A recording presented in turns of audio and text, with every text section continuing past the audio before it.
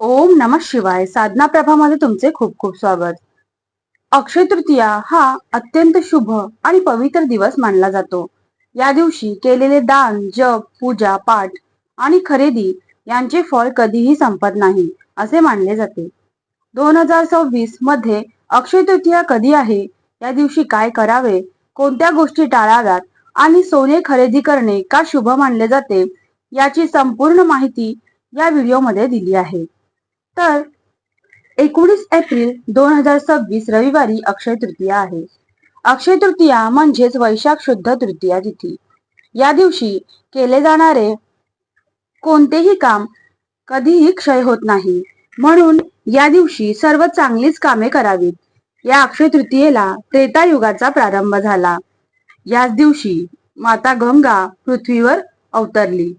या दिवशी श्रीकृष्णांनी मित्र सुदामाला अक्षय धन दिले आणि याच दिवशी भगवान विष्णूंचा 6वा अवतार म्हणजे श्री परशुराम यांचा जन्म झाला. त्याचबरोबर या अक्षय तृतीयेच्या दिवशी भगवान श्रीकृष्णांनी द्रौपदीला अक्षय पात्र दिले, ज्या पात्रातले अन्न कधीच संपत नाही. अशा प्रकारे अक्षय तृतीया फार महत्वाचा दिवस आहे.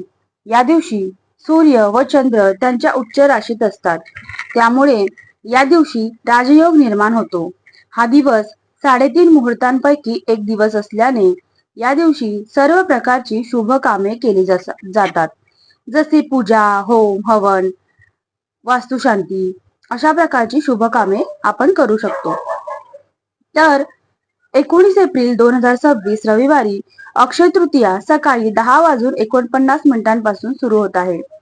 तर या काळापासून आपण कोणतेही शुभ काम व पूजा करू शकतो. सोने खरेदी करण्यासाठी शुभ मुहूर्त आहे सकाळी 6:10 ते दुपारी 12:25 आणि संध्याकाळचा मुहूर्त आहे दुपारी 4:30 ते सायंकाळी 7 वाजेपर्यंत. अक्षय तृतीयेच्या दिवशी पितरांसाठी देखील दान, तर्पण, होम, हवन करणे महत्वाचे मानले जाते. या दिवशी पितरांसाठी दिवा लावला जातो. पितरांसाठी आमरस किंवा कैरीचे पन्हे बनवले जाते. पाण्याने भरलेला माठ दान केला जातो.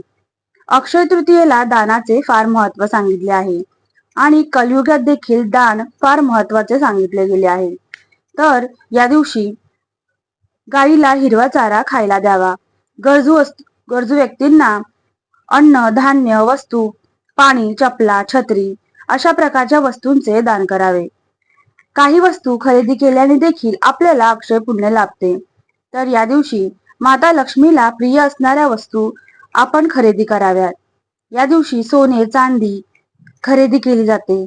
त्याचबरोबर आपण या दिवशी आंबे, माठ, जव, मीठ, झाडू, धान्य, पिवळी कवडी, श्रीयंत्र, कुबेर यंत्र या वस्तू देखील खरेदी करू शकतो.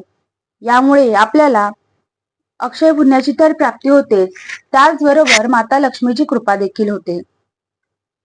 तसेच या अक्षय तृतीयेच्या दिवशी भगवान विष्णू आणि माता लक्ष्मीच्या पूजेला देखील अनन्यसाधारण महत्व आहे. तर या दिवशी भगवान विष्णू आणि माता लक्ष्मीची पूजा करण्यासाठी सकाळी देवपूजा करताना त्यांच्या मूर्तीला पंचामृताने अभिषेक करावा. गंध, पुष्प, धूप, दीप, नैवेद्य अशी पंचोपचार पूजा करावी. नैवेद्याला आमरसाचा नैवेद्य दाखवावा आणि या दिवशी साधना करणे देखील तितकीच महत्वाची असते, कारण या दिवशी आपण जी साधना करतो ती देखील अक्षय होते, तिचाही क्षय होत नाही.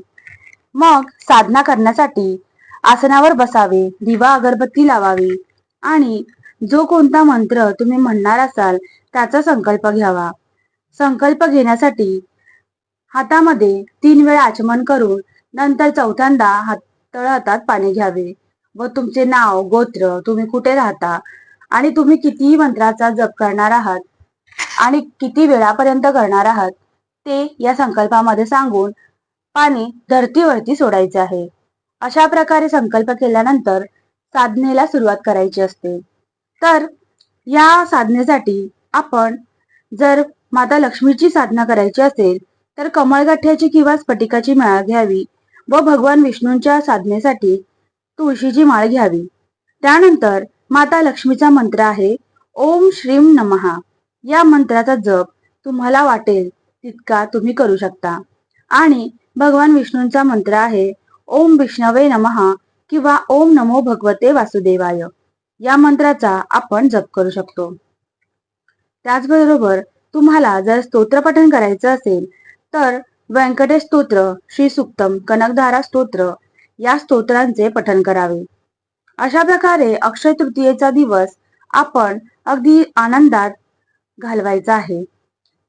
तर अक्षय तृतीयेच्या तुम्हा सर्वांना खूप खूप शुभेच्छा. व्हिडिओ आवडल्यास लाईक करा, शेअर करा, सबस्क्राईब करा आणि कमेंट देखील करा. तर ही साधना मी माता लक्ष्मीच्या चरणी अर्पण करते.